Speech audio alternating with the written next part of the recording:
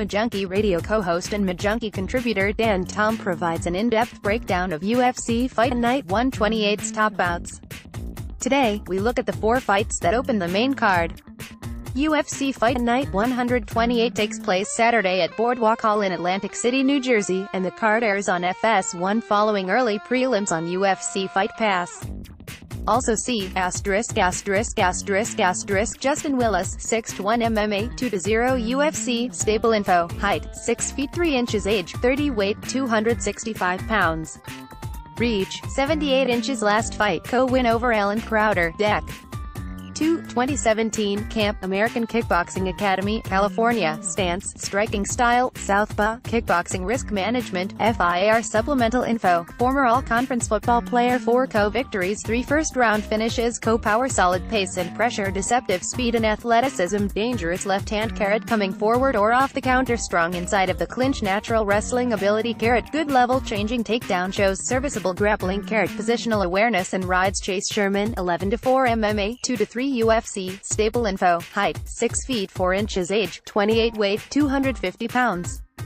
Reach, 78 inches, last fight, knockout loss to Shamil Abdurakhimov, November 25, 2017, Camp, D1 Mobile, Mississippi, Stance, Striking Style, Orthodox, Muay Thai Risk Management, Fair Supplemental info, Regional MMA title, Brazilian Jiu-Jitsu blue belt, 10 co-victories, 9 first-round finishes, co-power, aggressive pace and pressure, high ball striker, improved feints and footwork, athletic and agile, hard kicks, strong inside the clinch, dangerous knees and elbows, serviceable grappling ability. Summary: in a fun matchup of 2 former football players turned heavyweight fighters, Justin Willis will square off with Chase Sherman. Since losing his first professional fight in 2012, Willis has gone on a 6-fight winning streak, with his last 2 coming inside of the octagon. Standing in his way is Sherman, a UFC heavyweight who is looking to bounce back from a bad beat in Shanghai, suffering a loss to Shamil Abdurakhimov last November. Starting off on the feet is a battle between 2 former college athletes who have taken to 2 completely different styles of striking. Sherman, an aggressive stick-and-move stylist, steadily presses down on the gas pedal for pressure in his fights. Unleashing a high-volume assault for a heavyweight, the 28-year-old varies his shot selections nicely. From the occasional level-changing body shot to his hard, punctuating leg kicks, Sherman has gotten better about sitting down on his shots, carrying potency in what he throws. That said, despite his quiet efforts made toward defensive improvements, Sherman's in-your-face sensibilities allow him to be hittable by nature, which is why this matchup with Willis makes for a fun styles pairing. A football player who found his way to the American Kickboxing Academy early on, Willis appears to have a sponge-like quality to accompany his raw and somewhat deceptive athleticism. Embodying a unique striking style to accompany his heavyweight build, Willis comes off as a constructed character from the UFC video game, assuming your goal was to create an amalgamation between Daniel Cormier and Conor McGregor. Working behind his deceptively mobile frame, Willis employs a surprisingly sound counter-striking game off of pressure that smacks of the former UFC featherweight and lightweight or whatever champion. Utilizing Dutch hand traps off of his lead, Willis will open up opportunities to land his favored left cross, a weapon he also keeps at the ready in a countering effort. Whether Sherman gets greedy with his gains or careless with his strike retractions, the left hand of Willis will be live. The American Top Team product also appears to be a natural wrestler, something that could also serve him well in stymieing Sherman's pressure. Possessing a second-nature feel for the takedown, Willis wields an excellent variety of level-changing threats from double legs to knee taps.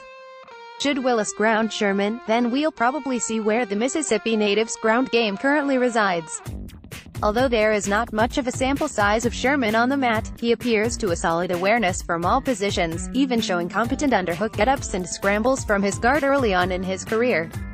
Trained under the talented Alan Belcher, I assume that the 4-year pro has a better grappling game than what's on paper. But with Willis already showing solid grappling controls and transitions, then Sherman may be forced to show his hand at some point in the fight.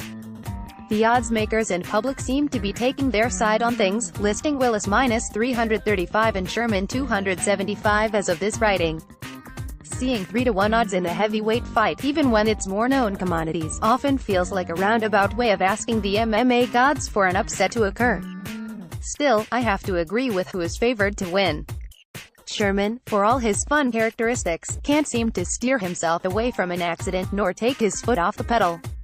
And even though the 28-year-old talent has more skills and upside than many give him credit for, I have a hard time not seeing his aggressive sensibilities play right into the hands of Willis. Willis is a unique makeup of fighter who is going to be hard to replicate for anyone going forward, and I see him causing some issues for Sherman if his chin and composure keep its current course. I don't know if Sherman's durability will allow Willis to get the finish, but I see the American Kickboxing Academy fighter using his counters and level-changing takedowns to secure the win on the scorecards. Official pick, Willis by decision.